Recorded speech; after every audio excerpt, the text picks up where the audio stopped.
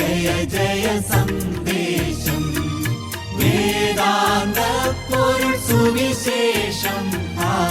മംഗള ജയ ജയ സന്ദേശം, എങ്ങും പുകഴ്ത്തുവിൻ സുവിശേഷം. മംഗള ജയ ജയ സന്ദേശം.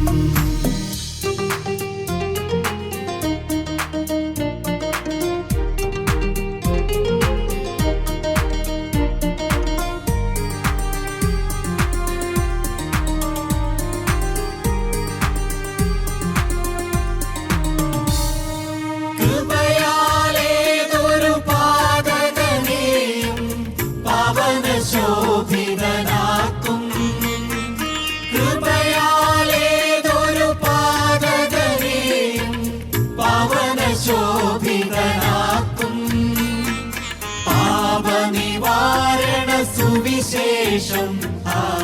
മംഗള ജയ ജയ സന്ദേശം, പാപനിവാരണ സുവിശേഷം. മംഗള ജയ ജയ സന്ദേശം, എങ്ങും പുകഴ്ത്തുവിൻ സുവിശേഷം. മംഗള ജയ ജയ സന്ദേശം, എങ്ങും പുകഴ്ത്തുവിൻ സുവിശേഷം. മംഗള ജയ ജയ സന്ദേശം.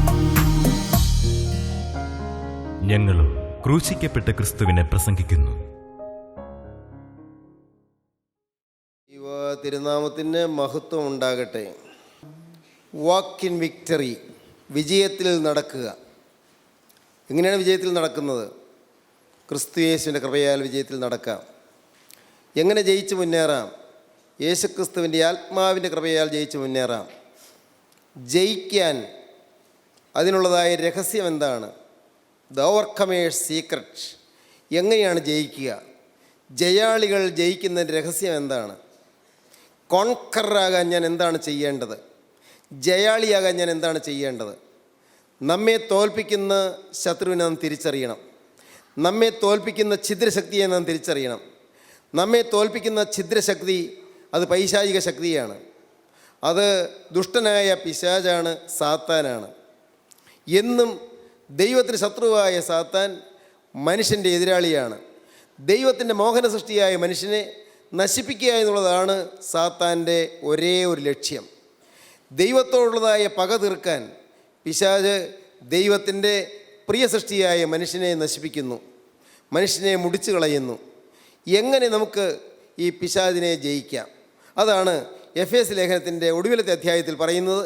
എഫേസ് ലേഖനം 6-ാം അധ്യായം 12-ാം വാക്യം മുതൽ നമുക്ക് വായിക്കാം. നമുക്ക് പോരാട്ടമുള്ളത് ജഡരക്തങ്ങളോടല്ല, വാഴ്ചകളോടും അധികാരങ്ങളോടും ഈ അന്ധകാരത്തിൻ്റെ ലോകാധിപതികളോടും സ്വർലോകങ്ങളിലെ ദുഷ്ടാത്മസേനയോടും അത്രേ. അതുകൊണ്ട് നിങ്ങൾ ദുർദിവസത്തിൽ എതിർപ്പാനും സകലവും സമാപിച്ചിട്ട് ഉറച്ചു നിൽപ്പാനും കഴിയേണ്ടതിന് ദൈവത്തിൻ്റെ സർവായുധവർഗം എടുത്തുകൊള്ളുവിൻ. യുദ്ധം ചെയ്ത് യുദ്ധം തീർത്തു കഴിയുമ്പോൾ നിങ്ങൾ വീണ് കിടക്കാനല്ല, ഉറച്ചു നിൽപ്പാൻ നിങ്ങൾ കഴിയണം. യുദ്ധരംഗത്ത് വീണ് കിടക്കാനല്ല, യുദ്ധരംഗത്ത് പട്ടുപോകാനല്ല, യുദ്ധത്തിൽ തോറ്റു വീഴാനല്ല. യുദ്ധം സമാപിച്ചു കഴിയുമ്പോൾ, യുദ്ധം തീർന്നു കഴിയുമ്പോൾ നിങ്ങൾ ഉറച്ചു നിൽക്കണം. അതുകൊണ്ട് നിങ്ങൾ ദുർദിവസത്തിൽ എതിർപ്പാനും സകലവും സമാപിച്ചിട്ട് ഉറച്ചു നിൽപ്പാനും കഴിയേണ്ടതിന് ദൈവത്തിൻ്റെ സർവായുധവർഗം എടുത്തുകൊള്ളുകയും. നിങ്ങൾ ആയുധധാരികളായി നിൽക്കണം. എന്തെല്ലാമാണ് ആയുധങ്ങൾ? നിങ്ങളുടെ അരയ്ക്ക് സത്യം കെട്ടിയും. നിങ്ങൾക്ക് അരക്കെട്ട് വേണം, സത്യമായിരിക്കണം നിങ്ങളുടെ അരക്കെട്ട്. നിങ്ങളുടെ അരയ്ക്ക് സത്യം കെട്ടിയും നീതി എന്ന കവചം ധരിച്ചും സമാധാന സുവിശേഷത്തിനായുള്ള ഒരുക്കം കാലിനെ ചെരിപ്പാക്കിയും. സമാധാന സുവിശേഷത്തിന് വേണ്ടിയുള്ളതായ ഒരുക്കം കാലിന് ചെരിപ്പാക്കിയും. എല്ലാറ്റിനും മീതെ ദുഷ്ടന്റെ തീയമ്പുകളൊക്കെയും കെടുക്കുവാൻ തക്കതായ വിശ്വാസമെന്ന പരിചയം എടുത്തുകൊണ്ടും നിൽപ്പിൻ. എല്ലാറ്റിനും മീതെ ദുഷ്ടനായ പൈശാചികന്റെ തീ കൊണ്ടുള്ള അമ്പുകളെല്ലാം കെടുത്തി കളയാൻ പോകുന്നതായ, കെടുത്തു കളവാൻ തക്കതായ വിശ്വാസമെന്ന പരിചയം എടുത്തുകൊണ്ടും നിൽപ്പീൻ. രക്ഷ എന്ന ശിരസ്ത്രവും ദൈവവചനമെന്ന ആത്മാവിന്റെ വാളും കൈക്കൊള്ളുവിൻ. നിങ്ങളുടെ അരയ്ക്ക് സത്യം കെട്ടിയും നീതി എന്ന കവചം ധരിച്ചും സമാധാന സുവിശേഷത്തിനായുള്ള ഒരുക്കം കാലിന് ചെരുപ്പാക്കിയും എല്ലാറ്റിനും മീതെ ദുഷ്ടൻ്റെ തീയമ്പുകളൊക്കെയും കെടുക്കുവാൻ തക്കതായ വിശ്വാസം എന്ന പരിചയം എടുത്തുകൊണ്ട് നിൽപ്പീൻ. രക്ഷ എന്ന ശരസ്ത്രവും ദൈവവചനം എന്ന ആത്മാവിൻ്റെ വാളും കൈക്കൊള്ളുവീൻ. ദൈവത്തിന് സ്തോത്രം. ചില ആയുധങ്ങളുടെ കാര്യം പറഞ്ഞു തരികയാണ്. ഏതെല്ലാമാണ് ആയുധങ്ങൾ? അലങ്കാര ഭാഷയിൽ പറഞ്ഞു തരികയാണ്, സിംബോളിക്കായി പറഞ്ഞു തരികയാണ്, ദൃഷ്ടാന്തമായി പറഞ്ഞു തരികയാണ്, പ്രതിരൂപാത്മകമായി പറഞ്ഞു തരികയാണ്. എന്തെല്ലാമാണ് ആയുധങ്ങൾ? നിങ്ങൾക്ക് സത്യമെന്ന അരക്കെട്ട് വേണം. ഈ അരക്കെട്ടിലാണ് വാളുറ ഉറപ്പിക്കുന്നത്. ഈ അരക്കെട്ട് നല്ലതുപോലെ ഉറപ്പുള്ള അരക്കെട്ടാണെങ്കിൽ അവിടെ വാളിൻ്റെ ഉറപ്പിക്കാം, വാളുറയിൽ വാള് സൂക്ഷിക്കാം. സത്യം എന്ന അരക്കെട്ട്, നിങ്ങളുടെ അരക്കെട്ട് നല്ല കെട്ടുറപ്പുള്ളതാണെങ്കിൽ, നല്ല മുറുക്കമുള്ളതാണെങ്കിൽ, നിങ്ങൾക്ക് ഓടുന്ന സമയത്ത്, ശത്രുവിന് നേരെ പാഞ്ഞു ചെല്ലുന്ന സമയത്ത് നിങ്ങൾക്ക് ക്ഷീണിക്കേണ്ടി വരികയില്ല. നല്ല കെട്ടുറപ്പോടെ പാഞ്ഞു ചെല്ലാൻ സാധിക്കും. സത്യം എന്ന അരക്കെട്ട്, ട്രൂത്ത്ഫുൾനെസ്, സത്യം എന്ന അരക്കെട്ട്. പ്രിയപ്പെട്ടവരെ, ഒരു വിശ്വാസിക്ക് സത്യസന്ധതയുണ്ടെങ്കിൽ അവൻ പിശാചിന് മുമ്പിൽ തോൽക്കേണ്ടി വരികയില്ല. സത്യസന്ധത, അർത്ഥസത്യം പറയാൻ പാടില്ല, അസത്യം പറയാൻ പാടില്ല, അസത്യം നുണ പറയാൻ പാടില്ല, അർത്ഥസത്യവും പറയാൻ പാടില്ല, ഭാഗികമായ സത്യവും പറയാൻ പാടില്ല, അല്പമെങ്കിലും വ്യാജം കലർത്തി പറയാൻ പാടില്ല, വളച്ച് പറയാൻ പാടില്ല, അത് തിരിച്ചു പറയാൻ പാടില്ല, തന്ത്രപൂർവ്വം പറയാൻ പാടില്ല. സത്യം നമുക്കുണ്ടെങ്കിൽ, സത്യസന്ധത നമുക്കുണ്ടെങ്കിൽ, ഓരോ വാക്കും ഉവ്വ് ഉവ്വ് എന്നും ഇല്ല ഇല്ല എന്നും ആയിരിക്കട്ടെ. അതിലധികമായത് ദുഷ്ടനിൽ നിന്ന് വരുന്നു എന്നാണ് കർത്താവ് പറഞ്ഞത്. ആദ്യത്തെ പ്രസംഗത്തിൽ പറഞ്ഞത്, മലപ്രസംഗത്തിൽ പറഞ്ഞത്, നിങ്ങളുടെ വാക്ക് ഉവ്വ് ഉവ്വ് എന്നും ഇല്ല ഇല്ല എന്നും ആയിരിക്കട്ടെ. അതിലധികമായത് ദുഷ്ടനിൽ നിന്ന് വരുന്നു, പിശാചിൽ നിന്ന് വരുന്നു. ഏതെങ്കിലും ഒരു കാര്യത്തിൽ കൃത്യമായി യെസ് അല്ലെങ്കിൽ നോ, അല്ലാതെ നാം തന്ത്രപൂർവ്വം ഒഴിവാക്കി സംസാരിക്കരുത്, വ്യാജം സംസാരിക്കരുത്. നേരിട്ട് സംസാരിക്കുക, സത്യസന്ധമായി സംസാരിക്കുക, സ്ട്രെയിറ്റ് ഫോർവേഡായിരിക്കുക, നാം ഒരു കൃത്യതയുള്ളവരായിരിക്കുക, നാം ആർജവബോധമുള്ളവരായിരിക്കുക. ആർജവത്വം എന്ന വാക്ക് ഒരുപക്ഷെ നിങ്ങൾക്ക് അറിയാൻ പാടില്ലായിരിക്കും. സ്ട്രെയിറ്റ് ഫോർവേഡ്നെസ്, നാം നേരെ പോയി എന്നുള്ള ചിന്താഗതിയുള്ളവരായിരിക്കണം. തന്ത്രവും കൗശലവും നമുക്ക് പാടില്ല. അത് നമ്മുടെ അരക്കെട്ടായിരിക്കണം. നമ്മുടെ ജീവിതത്തിൽ ഈ സത്യസന്ധതയുണ്ടെങ്കിൽ ധൈര്യമായി നമുക്ക് നിൽക്കാം, പിശാചിൻ്റെ മുമ്പിൽ നമുക്ക് നിൽക്കാം, നാം തോൽക്കേണ്ടി വരികയില്ല. പണസംബന്ധമായ കാര്യങ്ങളിൽ ക്രമക്കേടുണ്ടാകാൻ പാടില്ല. പണസംബന്ധമായ കാര്യങ്ങളിൽ 10 പൈസയിൽ പോലും ഒരു തെറ്റുപറ്റാൻ പാടില്ല. നിങ്ങൾ കണക്കെഴുതുന്ന കാര്യത്തിൽ 10 പൈസയിൽ പോലും തെറ്റുപറ്റാൻ പാടില്ല. നിങ്ങൾ അഴിമതി അല്ലെങ്കിൽ കൈക്കൂലി എന്നുള്ള കാര്യങ്ങളിൽ ദൈവമക്കൾക്ക് ഒരു കാരണവശാലും തെറ്റുവരാൻ പാടില്ല. അതെല്ലാം സൂക്ഷിക്കേണ്ടതാണ്. അഴിമതിയും കൈക്കൂലിയും ദൈവമക്കൾക്ക് ഒരു കാരണവശാലും അടുത്തു വരാൻ പാടില്ല. അതിലെല്ലാം നമുക്ക് ശ്രദ്ധ വേണം. നമ്മുടെ ബിസിനസ് രംഗങ്ങളിൽ, നമ്മുടെ ജീവിതത്തിലെ എല്ലാ മേഖലകളിലും സത്യസന്ധത പാലിക്കാൻ നമുക്ക് സാധിച്ചാൽ നമുക്ക് ഓവർകമേഴ്സ് ആകാം, നമുക്ക് കോൺഖറേഴ്സ് ആകാം, നമുക്ക് ജയാളികളാകാം, നമുക്ക് ജേതാക്കളായി നമുക്ക് പരിലസിക്കാം. ദൈവത്തിന് സ്തോത്രം. നിങ്ങളുടെ അരയ്ക്ക് സത്യം കെട്ടുക, സത്യം എന്ന അരക്കെട്ട്. ഒന്ന് ദയവായി ചിന്തിക്കൂ, ഇതൊക്കെ പ്രായോഗികമല്ല എന്നാണോ നിങ്ങൾക്ക് തോന്നുന്നത്? സാറേ, എപ്പോഴും അങ്ങനെ സത്യം പറയാൻ പറ്റുമോ? ആരെങ്കിലും ഒരാൾ കടം ചോദിക്കാൻ വരികയാണ്, രൂപ ചോദിക്കുകയാണ്, ഇല്ല എന്ന് പറയുകയാണെങ്കിൽ കാര്യം അങ്ങ് തീർന്നു. കയ്യിൽ രൂപയുണ്ട് അല്ലെങ്കിൽ കൊടുക്കാൻ രൂപയുണ്ട്, പക്ഷേ ഈ രൂപയുണ്ട് തരില്ല എന്ന് പറഞ്ഞാൽ ഇഷ്ടക്കുറവ് വരില്ലേ? എന്നാൽ പിന്നെ ഒരു അല്പം ഒരു മയപ്പെടുത്തി, ഇല്ല രൂപയില്ലല്ലോ എന്ന് പറഞ്ഞാൽ ആൾക്ക് ഇഷ്ടക്കുറവ് വരില്ലല്ലോ എന്ന് നിങ്ങൾക്ക് ചിലർക്ക് തോന്നുമായിരിക്കും. പ്രിയപ്പെട്ടവരെ, നിങ്ങൾക്കൊരു കാര്യം ചെയ്യാം. അവിടെ ഞാൻ ലളിതമായിട്ട് പറഞ്ഞു തരാം. നിങ്ങൾ ആർക്കെങ്കിലും കടം കൊടുക്കുന്നെങ്കിൽ, ശ്രദ്ധിച്ച് കേട്ടോളണേ, ആർക്കെങ്കിലും കടം കൊടുക്കുന്നെങ്കിൽ നിങ്ങൾ തിരിച്ച് വേണ്ട എന്ന് നിങ്ങൾക്ക് ഉറപ്പുണ്ടെങ്കിൽ മാത്രം കടം കൊടുക്കുക. അതെന്താണ് അങ്ങനെ പറഞ്ഞത്? ഒരിക്കലും കടം കൊടുക്കുക എന്ന് പറഞ്ഞാൽ അത് വളരെ ബുദ്ധിപൂർവ്വം ചെയ്യേണ്ട കാര്യമാണ്. കടം വാങ്ങുക എന്ന് പറഞ്ഞാലും അതുപോലെ തന്നെ ചെയ്യേണ്ടതാണ്. തിരിച്ച് കിട്ടുമെന്ന് നിങ്ങൾ പ്രതീക്ഷിച്ചുകൊണ്ട് കൊടുക്കരുത്. അങ്ങനെ പ്രതീക്ഷിച്ചുകൊണ്ട് കൊടുത്താൽ നിങ്ങൾക്ക് ടെൻഷൻ വരും, നിങ്ങൾക്ക് പ്രയാസം വരും. കൊടുത്തു കഴിഞ്ഞ് അത് ഒന്നിന് പല പ്രാവശ്യം ചോദിച്ചു, പിന്നെയും ചോദിച്ചു, വാശി വരുന്നു, ഇഷ്ടക്കുറവ് വരുന്നു, മുഷിച്ചിൽ വരുന്നു, ആൾക്ക് ഇങ്ങോട്ട് ഇഷ്ടക്കുറവ് വരുന്നു, എന്നോട് കർശനമായി ചോദിച്ചില്ലേ എന്നുള്ള പരാതി വരുന്നു. എന്തിന്? അതിലേക്ക് പോകാതെ ആദ്യം തന്നെ ഒരൊറ്റ ഇഷ്ടക്കുറവ് വരുത്തിയേക്കണം, ഞാൻ ക്ഷമിക്കണം, എനിക്ക് തരാൻ നിർവാഹമില്ല. വ്യക്തമായിട്ട് പറയുക. ഇങ്ങനെ പറയാൻ സാധിക്കുമോ? ഇങ്ങനെയൊക്കെ ജീവിക്കാൻ പറ്റുമോ നിങ്ങൾക്ക് തോന്നും. വേണമെങ്കിൽ സാധിക്കും. ആത്മീയന് സാധിക്കും. ആത്മീയനായി ജീവിച്ചാൽ സാധിക്കും. അങ്ങനെ ജീവിച്ചേ പറ്റൂ. സത്യസന്ധത നമ്മുടെ ജീവിതത്തിലുണ്ടായിരിക്കണം. സത്യം നിങ്ങളുടെ അരക്കെട്ടായിരിക്കണം. നിങ്ങളുടെ അരയ്ക്ക് സത്യം കെട്ടിയും നീതി എന്ന കവചം ധരിച്ചും. എന്താണ് നീതി? വെറും സാമാന്യ നീതിയല്ല, ലോകനീതിയല്ല. നീതി എന്ന് പറയും ദൈവനീതിയാണ്. അതെന്താണ് നീതി? നീതി എന്ന് പറഞ്ഞാൽ എന്താണ് നീതി? 2 കൊരിന്ത്യർ 5:21 വായിക്കാം. പാപമറിയാത്തവനെ നാം അവനിൽ ദൈവത്തിൻ്റെ നീതിയാകേണ്ടതിന് അവൻ നമുക്ക് വേണ്ടി പാപമാക്കി. ഒരു മനുഷ്യന് നീതിമാനില്ല, എന്നാൽ ദൈവം നമ്മെ നീതീകരിക്കുകയാണ്. ദൈവത്തിൻ്റെ നീതി എന്ന് പറയുന്നത് ക്രിസ്തു യേശുവിൽ കൂടി നമുക്ക് തരുന്ന നീതിയാണ്. ക്രിസ്തു യേശുവിൻ്റെ രക്തം നമ്മെ കവർ ചെയ്യുകയാണ്, നമ്മെ ആവരണം ചെയ്യുകയാണ്. യേശുക്രിസ്തുവിൻ്റെ തിരരക്തം നമ്മെ ആവരണം ചെയ്യുന്നു. യേശുക്രിസ്തുവിൻ്റെ തിരരക്തം നമ്മെ പൊതിയുന്നു. യേശുക്രിസ്തുവിൻ്റെ തിരരക്തത്താൽ നമ്മെ ആവരണം ചെയ്ത് നമ്മെ പൊതിഞ്ഞ് സൂക്ഷിക്കുന്നു. യേശുക്രിസ്തുവിൻ്റെ രക്തത്താലാണ് നീതീകരണം. ഞാനെന്ന് പറയുന്ന മനുഷ്യൻ നീതിമാനല്ല, എന്നിൽ സ്വയമേവ വരുന്ന നീതിയല്ല, എന്നിൽ അനീതി മാത്രമേ ഉള്ളൂ. എൻ്റെ ജീവിതം ഇതുവരെയുള്ള ജീവിതത്തിൽ തിന്മ മാത്രമേ ഉള്ളൂ. തിന്മ ഞാൻ പ്രവർത്തിക്കാതിരിക്കുമ്പോഴും എൻ്റെ ആളത്വം തിന്മയാണ്. തിന്മയുടെ വാക്ക് വരാതിരിക്കുമ്പോഴും എൻ്റെ ഹൃദയം തിന്മയാണ്. എൻ്റെ ജീവിതത്തിൽ തിന്മയുടെ ചിന്തകൾ വരാത്തപ്പോഴും എൻ്റെ രക്തത്തിൽ തിന്മയുണ്ട്, എൻ്റെ രക്തത്തിൽ പാപമുണ്ട്. എന്നാൽ പാപിയായ എന്നെ നീതിമാനെന്ന് മുദ്രകുത്തി തരുന്നതായ ദൈവത്തിൻ്റെ നീതീകരണം, ജസ്റ്റിഫിക്കേഷൻ, റൈച്ചസ്നെസ് ഓഫ് ഗോഡ്, ദൈവത്തിൻ്റെ നീതീകരണം ദൈവം എനിക്ക് തരികയാണ്. ദൈവം ജസ്റ്റിഫൈ ചെയ്യുകയാണ്. നീതിമാനല്ലാത്ത മനുഷ്യനെ ദൈവം നീതിമാനെന്ന് മുദ്രകുത്തി തരികയാണ്. എനിക്ക് അർഹതയില്ലാത്ത സർട്ടിഫിക്കറ്റ് എനിക്ക് തരികയാണ്. അതാണ് റോമർ ലേഖനം 3-ാം അധ്യായം 23-24 വാക്യങ്ങൾ വായിക്കാം. യേശുക്രിസ്തു നമുക്ക് നീതീകരണം തരികയാണ്. അവൻ്റെ കൃപയാൽ ക്രിസ്തു യേശുവിങ്കിലെ വീണ്ടെടുപ്പ് മൂലം സൗജന്യമായത്രേ നീതീകരിക്കപ്പെടുന്നത്. ഒരു വ്യത്യാസവുമില്ല. എല്ലാവരും പാപം ചെയ്ത് ദൈവ തേജസ്സില്ലാത്തവരായി തീർന്നു. അവൻ്റെ കൃപയാൽ ക്രിസ്തു യേശുവിങ്കിലെ വീണ്ടെടുപ്പ് മൂലം സൗജന്യമായത്രേ നീതീകരിക്കപ്പെടുന്നത്. സൗജന്യമായ നീതീകരണം പാപിയെന്ന് മുദ്ര കുത്തേണ്ടതാണ്.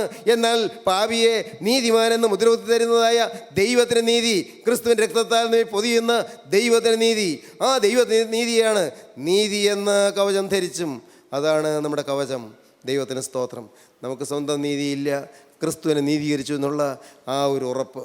പ്രിയപ്പെട്ടവരെ, ഞാൻ നിങ്ങളോട് ചോദിക്കട്ടെ, നിങ്ങളുടെ ജീവിതത്തിൽ കഴിഞ്ഞകാല ജീവിതം മുഴുവനും യേശുക്രിസ്തുവിൻ്റെ തിരരക്തത്താൽ കവർ ചെയ്തു തന്നു എന്ന്, അതെല്ലാം മൂടിപ്പൊതിഞ്ഞു തന്നു എന്ന്, നമ്മുടെ ആളത്ത് മുഴുവൻ ലംഘനം ക്ഷമിച്ചും പാപം മറച്ചും കിട്ടുന്ന അനുഭവം, എൻ്റെ പാപങ്ങളെല്ലാം ക്രിസ്തുവിൻ്റെ രക്തത്താൽ മറച്ചു തന്നു എന്ന്, ആ ഒരു ഉറപ്പ് നിങ്ങൾക്ക് കിട്ടുന്നുണ്ടോ?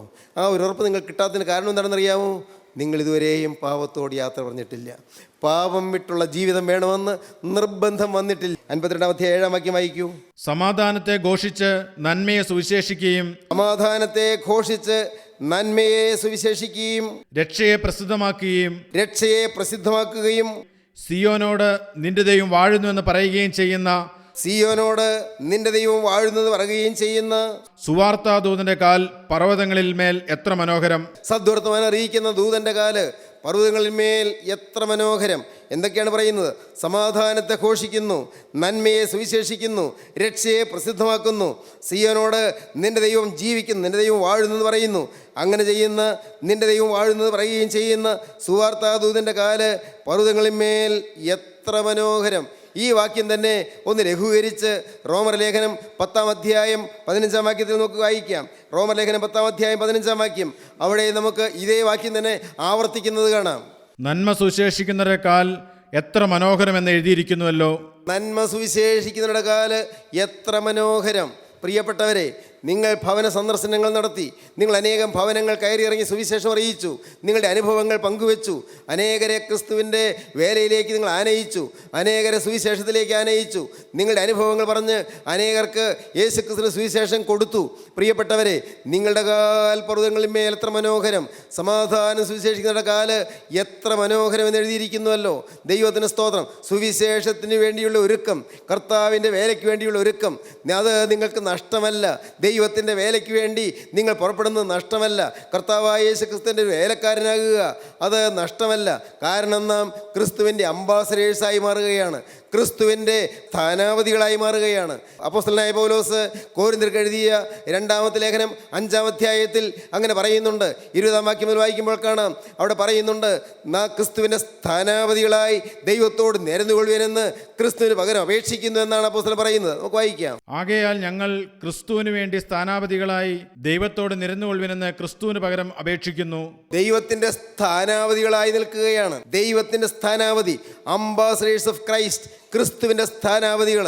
സ്വർഗത്തിലാണ് നമ്മുടെ ലാവണം, സ്വർഗത്തിലാണ് നമ്മുടെ തസ്തിക, സ്വർഗത്തിലാണ് നമ്മുടെ ജോലി. എന്നാൽ നാം ജോലി ചെയ്യുന്ന സ്ഥലം, നമ്മുടെ ഓഫീസ് ഭൂമിയിലാണ്. സ്വർഗത്തിൻ്റെ അംബാസഡറാണ്, ഭൂമിയിലേക്കുള്ള അംബാസഡറാണ്. പ്രിയപ്പെട്ടവരെ, സ്വർഗത്തിൻ്റെ ഇൻട്രസ്റ്റ് ഭൂമിയിൽ നിറവേറ്റുവാൻ സ്വർഗത്തിൽ നിന്ന് ഭൂമിയിലേക്ക് നിയമിച്ചാക്കിയ അംബാസഡേഴ്സാണ് സുവിശേഷകന്മാർ. ദൈവത്തിന് സ്തോത്രം. നിങ്ങൾക്ക് മനസ്സിലാകുന്നുണ്ടോ? വളരെ ഗൗരവമേറിയ കാര്യമാണ് പറയുന്നത്. ഈ കാര്യം തിരിച്ചറിഞ്ഞാൽ നിങ്ങൾക്ക് സുവിശേഷ വേലയുടെ മാഹാത്മ്യം മനസ്സിലാകും. ഞാൻ ഓർക്കുന്നുണ്ട്, സുവിശേഷ വേല ചെയ്യുമ്പോൾ ആക്ഷേപങ്ങൾ വരാറുണ്ട്, പരിഹാസങ്ങൾ വരാറുണ്ട്, തെറ്റിദ്ധാരണകൾ വരാറുണ്ട്, അനേകം മിഥ്യ അപവാദങ്ങൾ അനേകരും പ്രചരിപ്പിക്കാറുണ്ട്, സുവിശേഷകന്മാരെ കളിയാക്കാറുണ്ട്. ഞാൻ കളിയാക്കലുകൾ ഏറ്റിട്ടുണ്ട്, ഞാൻ പരിഹാസങ്ങൾ ഏറ്റിട്ടുണ്ട്, ഞാൻ അനേകം ആക്ഷേപങ്ങൾ ഏറ്റിട്ടുണ്ട്. എൻ്റെ വിദ്യാർത്ഥികൾ പോലും എന്നെ കളിയാക്കിയിട്ടുണ്ട്. പ്രിയപ്പെട്ടവരെ, എന്നാൽ ഞാൻ നിങ്ങളോട് പറയട്ടെ, അന്നൊന്നും എൻ്റെ ഹൃദയത്തിനൊരു വേദന വരാതിരിക്കാൻ കാരണം എനിക്കറിയാം ഞാൻ ക്രിസ്തുവിൻ്റെ ഒരു അംബാസഡറാണ് എന്ന്, ക്രിസ്തുവിൻ്റെ സ്ഥാനാപതിയാണ് എന്ന്, ക്രിസ്തുവിൻ്റെ വേലക്കാരനാണ് എന്ന്, പദവിയേറിയ ഉദ്യോഗമാണ് ഞാൻ വഹിക്കുന്നത് എന്ന്. കോളേജിൽ പഠിപ്പിക്കുക എന്നുള്ളതിനേക്കാൾ എത്രയോ സമുന്നതമായ ഒരു ഉദ്യോഗമാണ് ഞാൻ വഹിക്കുന്നത് എന്ന് ഭാഗ്യവശാൽ എനിക്ക് കർത്താവ് മനസ്സിലാക്കി തന്നിരുന്നു.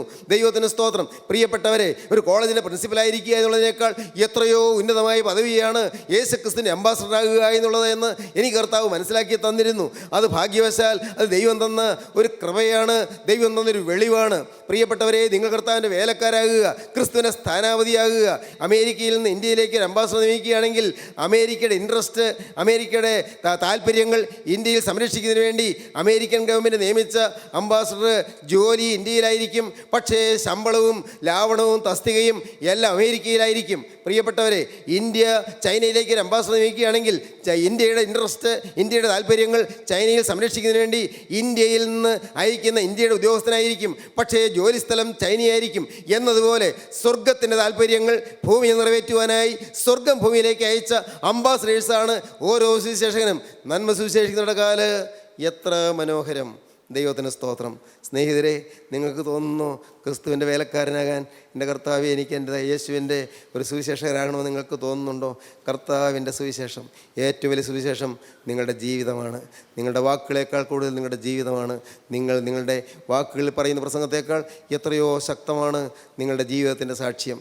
അങ്ങനെ ജീവിത സാക്ഷ്യമുള്ളവരായി നിങ്ങൾ സുവിശേഷ വേല ചെയ്യണം. 1, സത്യം അരിക്ക് കെട്ടിയും. 2, നീതി എന്ന കവചം ധരിച്ചും. 3, സമാധാന വിശേഷത്തിനായുള്ള ഒരുക്കം കാല് ചെരുപ്പാക്കിയും. എല്ലാറ്റിനും മീതെ ദുഷ്ടൻ്റെ തീയമ്പുകളെ ഒക്കെയും കെടുക്കുവാൻ തക്കതായ വിശ്വാസമെന്ന് പരിചയം എടുത്തുകൊണ്ട് നിൽപ്പിന്. കൊടുക്കുവാനല്ല, കെടുക്കുവാൻ. കെടുക്കുക വെച്ചാൽ കെടുത്തിക്കളയുക. ദുഷ്ടനായ പൈശാചികൻ്റെ തീയമ്പുകളെ കെടുത്തിക്കളയുന്ന, ദുഷ്ടൻ്റെ തീയമ്പുകളൊക്കെയും കെടുക്കുവാൻ തക്കതായ വിശ്വാസം എന്ന പരിചയം എടുത്തുകൊണ്ട് നിൽപ്പീൻ. വിശ്വാസം വേണം. ഞാൻ ആരുടെ പിറകെ പോകുന്നു? ഞാൻ ആരോടാണൊരു വാക്ക് പറഞ്ഞത്? ഞാൻ സമർപ്പിച്ചത് ആരോടാണ്? എൻ്റെ ജീവിതം ഏറ്റെടുത്തത് ആരാണ്? ആരാണ് എന്നോടൊരു വാക്ക് പറഞ്ഞത്? എനിക്കൊരു വാഗ്ദം തന്നത് ആരാണ്? ഞാൻ നിന്നെ ഒരു നാളും കൈവിടുകയില്ല, ഉപേക്ഷിക്കുകയില്ല എന്ന് എന്നോട് പറഞ്ഞത് ആരാണ്? എൻ്റെ കയ്യിൽ നിന്ന് നിന്നെ പിടിച്ചു പറിപ്പാൻ ആർക്കും കഴിയുകയില്ല എന്ന് എന്നോട് പറഞ്ഞത് ആരാണ്? ഞാൻ ആരുടെ കയ്യിലേക്കാണ് എൻ്റെ ജീവിതം കൊടുത്തത്? ഉറപ്പ് വേണം, വിശ്വാസം വേണം. സ്നേഹിതരെ, നിങ്ങൾക്ക് ആ വിശ്വാസം കിട്ടിയിട്ടുണ്ടോ? നിത്യനായ ക്രിസ്തുവിൻ്റെ കരങ്ങളിലേക്ക് എൻ്റെ ഈ നിസ്സാര ജീവിതം ഏൽപ്പിച്ചു എന്ന് നിങ്ങൾക്കൊരു ഉറപ്പുണ്ടോ? നിത്യപരിശുദ്ധനായ ക്രിസ്തുവിൻ്റെ സന്നിധിയിൽ മരണശേഷം ഞാനൊരു ദിവസം ചെന്ന് നിൽക്കുമെന്ന് നിങ്ങൾക്ക് വിശ്വാസമുണ്ടോ? മരണശേഷം ഒരു നിത്യതയുണ്ടായി നിങ്ങൾക്ക് വിശ്വാസമുണ്ടോ? മരണശേഷമുള്ള നിത്യത ഒന്നുകിൽ സ്വർഗം അല്ലെങ്കിൽ നരകം. എൻ്റെ കർത്താവേ, നീ എനിക്ക് വേണ്ടി ഒരുക്കുന്നതായ സ്വർഗരാജ്യത്തിലേക്ക് വരുവാൻ നീ എനിക്ക് വേണ്ടി, എൻ്റെ കർത്താവേ, എന്നെ പ്രതി നിൻ്റെ തിരുരക്തം കുരിശിൽ ചിന്തി എന്ന് നീ വിശ്വസിക്കുന്നുണ്ടോ? എൻ്റെ സകല പാപങ്ങളും പോക്കി എന്നെ ശുദ്ധീകരിപ്പാൻ തിരുരക്തം ഒഴുക്കിയെന്ന് വിശ്വസിക്കുന്നുണ്ടോ? യേശുവേ, നിൻ്റെ തിരുരക്തത്താൽ നീ എന്നെ കഴുകിയെന്ന് വിശ്വസിക്കുന്നുണ്ടോ? കർത്താവേ, ഞാൻ യേശുവിൻ്റെ വിശുദ്ധനായി ജീവിച്ചാൽ മാത്രമേ ഞാൻ സ്വർഗരാജ്യത്തിൽ എത്തുകയുള്ളൂ. നിങ്ങൾ വിശ്വസിക്കുന്നുണ്ടോ? യേശുവിൻ്റെ വിശുദ്ധനായി ജീവിക്കാൻ എല്ലാ സാഹചര്യങ്ങളും കർത്താവ് എനിക്ക് ഇണക്കി തന്നിരിക്കും. നിങ്ങൾ വിശ്വസിക്കുന്നുണ്ടോ? അതിനുള്ള വചനവും അതിനുള്ള പരിശുദ്ധമായൊരു കൂട്ടായ്മയും കർത്താവ് തന്നിരിക്കും. നിങ്ങൾ വിശ്വസിക്കുന്നുണ്ടോ? അതിനുള്ളതായ സാഹചര്യങ്ങളെല്ലാം ഇണക്കി തന്ന് വിശ്വസിക്കുന്നുണ്ടോ? വിശ്വാസം, പിതാവിലും പുത്രനിലും പരിശുദ്ധാത്മാവിലുള്ളതായ വിശ്വാസം, വിശ്വാസം, ക്രിസ്തു യേശുള്ള വിശ്വാസം, ക്രിസ്തുവിൻ്റെ തിരുരക്തത്തിലുള്ള വിശ്വാസം, എല്ലാറ്റിനും മീതെ ദുഷ്ടൻ്റെ തീമ്പുകളൊക്കെയും കെടുക്കുവാൻ തക്കതായ വിശ്വാസം എന്ന് പരിചയം എടുത്തുകൊണ്ട് നിൽപ്പീൻ. രക്ഷ എന്ന ശിരസ്ത്രവും, സാൽവേഷൻ, അതാണ് ശിരസ്ത്രം. തലയ്ക്ക് ഒരു നല്ല ഹെൽമെറ്റ്, നല്ലൊരു ഹെൽമെറ്റ്. എവിടെ വീണാലും പരിക്ക് പറ്റുകയില്ല, തലയിൽ പരിക്ക് പറ്റുകയില്ല, ഹെൽമെറ്റുണ്ട്. രക്ഷ, നിത്യരക്ഷ, നിത്യജീവൻ, ആ ഉറപ്പുണ്ടായിരിക്കണം. നിത്യരക്ഷ. എൻ്റെ സഹോദരങ്ങളെ, നിങ്ങളത് കേൾക്കുമ്പോൾ നിങ്ങൾ ചിന്തിക്കുന്നുണ്ടോ, എനിക്ക് ഈ രക്ഷയുടെ ഉറപ്പുണ്ടോ? ഇന്ന് ഞാൻ കടന്നുപോയാൽ ഞാൻ ദൈവരാജ്യത്തിൽ ചെല്ലുമോ? നിങ്ങൾ ചിന്തിക്കുന്നുണ്ടോ? ദയവായിട്ട് ഒന്ന് ചിന്തിച്ച് നോക്കൂ. ഇന്നത്തെ സ്ഥിതിയിൽ ഞാൻ കടന്നുപോയാൽ എൻ്റെ പാപങ്ങൾ ഇന്ന് എന്നിൽ ഇപ്പോഴും ബാക്കി നിൽക്കുന്നില്ലേ? എൻ്റെ ജീവിതത്തിൽ ചില നീരസങ്ങളും ചില കയ്പുകളും ചില ഇഷ്ടക്കുറവുകളും ഇല്ലേ? എൻ്റെ ജീവിതത്തിൽ ഇന്നും തിരുത്തേണ്ടതായ ചില കാര്യങ്ങളില്ലേ? ആർക്കെല്ലാമോ ചിലത് കൊടുത്തു തീർക്കേണ്ടതില്ലേ? ചിലതെല്ലാം ഞാൻ ഇപ്പോഴും വാക്കുവ്യത്യാസം വരുത്തി വെച്ചിട്ടില്ലേ? ഞാൻ ചിലരെ വേദനിപ്പിച്ചില്ലേ? ചിലരെ ഉപദ്രവിച്ചില്ലേ? ഞാൻ മാപ്പ് ചോദിച്ചില്ലല്ലോ? ചിലരെ ഞാൻ നൊമ്പരപ്പെടുത്തിയില്ലേ? എൻ്റെ കർത്താവേ, രക്ഷ എനിക്ക് അന്യമാണല്ലോ, രക്ഷ എനിക്ക് ലഭിക്കുന്നില്ലല്ലോ, നിത്യരക്ഷയിലേക്ക് ഞാൻ വന്നില്ലല്ലോ. പ്രിയപ്പെട്ടവരെ, രക്ഷ ശിരസ്ത്രമായി ഹെൽമെറ്റായി അണിഞ്ഞുകൊള്ളുക. ഹെൽമെറ്റായി രക്ഷയുണ്ടെങ്കിൽ ഒന്നും ഭയപ്പെടേണ്ട. ദുഷ്ടൻ്റെ വെട്ടൊന്നും ഏൽക്കുകയില്ല. നിങ്ങളുടെ തലയിൽ ദുഷ്ടൻ്റെ വെട്ട ഏൽക്കാതെ വണ്ണം ഒരു ഹെൽമെറ്റ് നിങ്ങളുടെ തലയിലുണ്ടായിരിക്കും. രക്ഷ എന്ന ശിരസ്ത്രവും. ഈ പറഞ്ഞതെല്ലാം ഡിഫെൻസിനുള്ളതാണ്. ഈ പറഞ്ഞതല്ല, സത്യം എന്ന അരക്കെട്ട്, നീതി എന്ന കവചം, സമാസവിശേഷത്തിനായുള്ള ഒരുക്കം, നാലാമത്തേത് വിശ്വാസം എന്ന പരിച, രക്ഷ എന്ന ശിരസ്ത്രം. എല്ലാം ശത്രുവിൻ്റെ വെട്ട് തടുക്കാനുള്ളതാണ്, അതിനെ പ്രതിരോധിക്കാനുള്ളതാണ്, അതിനെ നേരിടാനുള്ളതാണ്. എന്നാൽ നേരിട്ടാൽ മാത്രം പോരല്ലോ, രക്ഷപ്പെട്ടാൽ മാത്രം പോരല്ലോ, അങ്ങോട്ട് കയറി വെട്ടണ്ടേ? അതിന് ദൈവവചനമെന്ന ആത്മാവിൻ്റെ വാളും കൈക്കൊള്ളുകയും. ദൈവത്തിൻ്റെ വചനം ആത്മാവിൻ്റെ വാള്. ദൈവത്തിന് സ്തോത്രം. ജയജീവിതം വേണമോ? നിങ്ങൾക്ക് ദൈവത്തോട് നടന്ന് ജയിച്ച് നടക്കണമോ? Walk in victory, ജയത്തിൽ നടക്കണമോ? കയ്യിൽ വാള് വേണം. എപ്പോഴും വചനം. വേദപുസ്തകം കയ്യിൽ വേണമെന്നല്ല പറഞ്ഞത്, വേദപുസ്തകം കയ്യിൽ വേണമെന്നല്ല പറഞ്ഞത്, തെറ്റിദ്ധരിക്കല്ലേ. നിങ്ങളുടെ ഹൃദയത്തിൽ എപ്പോഴും വചനം നിറഞ്ഞു നിൽക്കണം. വചനം ഏതൊരു കാര്യം ചെയ്യുമ്പോഴും നിരൂപിക്കുമ്പോഴും ഇത് വചനാനുസൃതമാണോ? ഞാൻ ഈ ചെയ്യുന്നത്, ഞാൻ ഈ പറയുന്നത് ദൈവത്തിൻ്റെ വചനത്തോട് ഒത്തുപോകുമോ? ചിന്തിക്കണം. ദൈവത്തിൻ്റെ വചനത്തോട് ഒത്തുപോകുന്നെങ്കിൽ പേടിക്കാനില്ല. എൻ്റെ കർത്താവിൻ്റെ ഈ തിരുവചനത്തിൽ എഴുതപ്പെട്ട ഈ പുസ്തകത്തിൽ എഴുതി വച്ചിരിക്കുന്നതിന് യോജിച്ചല്ലാതെ ഒരാറ്റം പോലും ഒരണു പോലും എൻ്റെ ജീവിതത്തിൽ സംഭവിക്കുകയില്ല എന്ന് നിങ്ങൾക്ക് ഉറയ്ക്കാൻ സാധിക്കണം. തീർച്ചയായും നിങ്ങൾക്ക് ജയിക്കാം പ്രിയപ്പെട്ടവരെ, സംശയിക്കേണ്ട. നിങ്ങൾക്ക് ജയിച്ച് മുന്നേറാം. നിങ്ങൾക്ക് അത്ഭുതകരമായ വിജയം കൈവരിക്കാം. നിങ്ങൾക്ക് സമാധാനത്തിലേക്ക് നിങ്ങൾക്ക് വളർന്നു കയറാം. നിങ്ങൾക്ക് ഉയർന്നു വരാം. ദൈവത്തിന് സ്തോത്രം. രക്ഷാശിരസ്ത്രവും ദൈവവചനം എന്ന ആത്മാവിൻ്റെ വാളും കൈക്കൊള്ളുവീൻ. ദുഷ്ടനായ പൈശാചികൻ പലതരം പരീക്ഷണങ്ങൾ കൊണ്ടുവരുമ്പോൾ വചനം കൊണ്ട് നേരിടുക. ചീത്ത ചിന്തകൾ വരുമ്പോൾ ഉടനെ പറഞ്ഞുകൊള്ളണം, നീ എൻ്റെ ദീപത്തെ കത്തിക്കും, എൻ്റെ ദൈവമായ യഹോവ എൻ്റെ അന്ധകാരത്തെ പ്രകാശമാക്കും. നിന്നാൽ ഞാൻ പടക്കൂട്ടത്തിന് നേരെ പാഞ്ഞു ചെല്ലും, എൻ്റെ ദൈവത്താൽ ഞാൻ മതിൽ ചാടിക്കടക്കും. ഭയം വരുമ്പോൾ ഉടനെ പറഞ്ഞുകൊള്ളണം, യഹോവ എൻ്റെ ജീവൻ്റെ ബലം, ഞാൻ ആരെ പേടിക്കും? യഹോവ എൻ്റെ വെളിച്ചം എൻ്റെ രക്ഷയുമാകുന്നു, ഞാൻ ആരെ ഭയപ്പെടും? യഹോവ എൻ്റെ ജീവൻ്റെ ബലം, ഞാൻ ആരെ പേടിക്കും? എൻ്റെ വൈരികളും ശത്രുക്കളുമായ ദുഷ്കർമ്മികൾ എൻ്റെ മാംസം തിന്നുവാൻ എന്നോട് അടുക്കുമ്പോൾ ഇടറി വീഴും. ഒരു സൈന്യം എൻ്റെ നേരെ പാളയിറങ്ങിയാലും എൻ്റെ ഹൃദയം ഭയപ്പെടുകയില്ല. ദൈവത്തിന് സ്തോത്രം. അശുദ്ധ ചിന്തകൾ വരുമ്പോൾ ഉടനെ നിങ്ങൾ പറഞ്ഞുകൊള്ളണം, എന്നെ ശക്തനാക്കുന്ന മുഖാന്തരം ഞാൻ സകലത്തിൻ്റെ മതിയാകുന്നു. ചീത്ത വികാരങ്ങൾ വരുമ്പോൾ ഉടനെ പറഞ്ഞുകൊള്ളണം, യേശുക്രിസ്തുവിൻ്റെ തിരുരക്തം സകല പാപവും പോക്കി എന്നെ ശുദ്ധീകരിക്കുന്നു. ദൈവത്തിന് സ്തോത്രം. നിങ്ങളുടെ ജീവിതത്തിൽ തിന്മയുടെ അന്ധകാരങ്ങൾ എരച്ചു കയറി വരുമ്പോൾ ഉടനെ നിങ്ങൾ തിരുവചനത്തിൽ ആശ്രയിച്ചുകൊള്ളണം. വചനം നിങ്ങൾ ഉച്ചരിച്ചുകൊള്ളണം. വചനം നിങ്ങളുടെ ഹൃദയത്തിൽ ഉരുവിട്ടുകൊള്ളണം. വേറെ ആരും അറിയണ്ട, വേറെ ആരും കേൾക്കണ്ട. നിങ്ങളുടെ ഉള്ളിൽ നിങ്ങൾ പറഞ്ഞാൽ മതി, ഉള്ളിൽ നിങ്ങൾ ധ്യാനിച്ചാൽ മതി. വചനം നിങ്ങൾക്ക് ഉണ്ടായിരിക്കണം, ഹൃദയത്തിൽ വചനം ഉണ്ടായിരിക്കണം. നിങ്ങൾക്കൊരാഗ്രഹം സാധിക്കണം, ഒരാവശ്യമുണ്ട്, നിങ്ങൾ ഉടനെ പറഞ്ഞുകൊള്ളണം. യഹോവയിൽ ആശ്രയിച്ച് നന്മ ചെയ്യുക, ദേശത്ത് വാർത്ത് വിശ്വസിയാതിരിക്കുക, യഹോവയിൽ തന്നെ രസിച്ചുകൊള്ളുക. അവൻ നിൻ്റെ ഹൃദയത്തിലെ ആഗ്രഹങ്ങളെ നിനക്ക് തരും. പരീക്ഷാ ഹാളിലേക്ക് പോവുകയാണ്. പരീക്ഷാ ഹാളിലേക്ക് ചെല്ലുമ്പോൾ നിനക്കൊരു പേടി വരികയാണ്. എന്താണ് പേടി? നീ എത്ര ശ്രമിച്ചാലും നിനക്ക് ഓർമ്മ കിട്ടുകയില്ല, പരീക്ഷ പാസ്സാവുകയില്ല. നിനക്ക് ഓർമ്മ കിട്ടാതെ നിൻ്റെ ഓർമ്മ മറന്നു പോകും, മറവി നിനക്ക് സംഭവിക്കും. അപ്പോൾ ഉടനെ പറഞ്ഞുകൊള്ളണം, അവൻ നിൻ്റെ ഹൃദയത്തിലെ ആഗ്രഹങ്ങളെ നിനക്ക് തരും. നിൻ്റെ ഭാര്യ യഹോവയുടെ വിളിച്ചു കൊള്ളുക, അവൻ നിന്നെ പുലർത്തും. നീതിമാൻ കുലുങ്ങിപ്പോകുവാൻ അവൻ ഒരു നാൾ സമ്മതിക്കുകയില്ല. വചനത്താൽ നിങ്ങളുടെ ഹൃദയം നിറയട്ടെ, വചനം നിങ്ങളുടെ ഹൃദയത്തിൽ ഉണ്ടായിരിക്കട്ടെ. വചനമെന്ന ആത്മാവിൻ്റെ വാളുകൊണ്ട് ദുഷ്ടപിശാചിനെ വെട്ടിക്കൊള്ളുക. ദൈവത്തിന് സ്തോത്രം.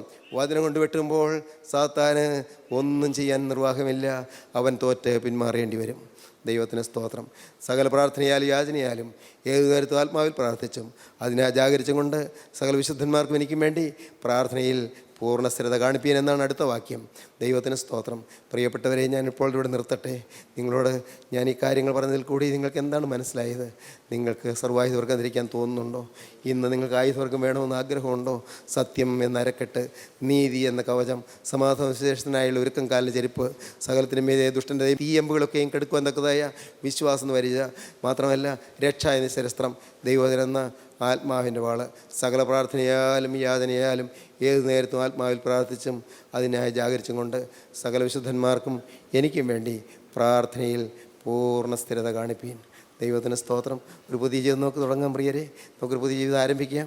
ഒരു പുതിയ സമാധാന ജീവിതം, സന്തോഷമുള്ള ജീവിതം, സൗഭാഗ്യമുള്ള ജീവിതം, ഈ താൽക്കാലിക ജീവിതം സമാധാനത്തിൽ നമുക്ക് കഴിക്കാം. എന്നിട്ടോ നിത്യതയിലേക്ക് നമുക്ക് പറക്കാം. ഇവിടെ കയറി വരിക എന്നുള്ള ശബ്ദം കേൾക്കുമ്പോൾ യേശുവിൻ്റെ സന്നിധിയിലേക്ക് പറന്ന് ചെല്ലാം. ഇവിടെ കയറി വരിക എന്നുള്ള ശബ്ദം കേൾക്കുമ്പോൾ യേശുവിൻ്റെ സന്നിധിയിലേക്ക് പറന്ന് ചെന്ന് മുഖശോഭയോടെ മുഖപ്രസന്നതയോടെ തിരുമുമ്പാ നിൽക്കാം. അവൻ്റെ പാദം കെട്ടിപ്പിടിച്ച് അവൻ്റെ പാദം നമുക്ക് ചുംബിക്കാം. ഇപ്പോൾ നിങ്ങളിരിക്കുന്ന ഇരിപ്പിൽ കർത്താവോട് പറയണം, കർത്താവേ, എനിക്കൊരു വിശ്വാസവീരനായി ജയാളിയായി എനിക്ക് ജീവിക്കണം. യേശുവിനോടുകൂടെ നടക്കണം.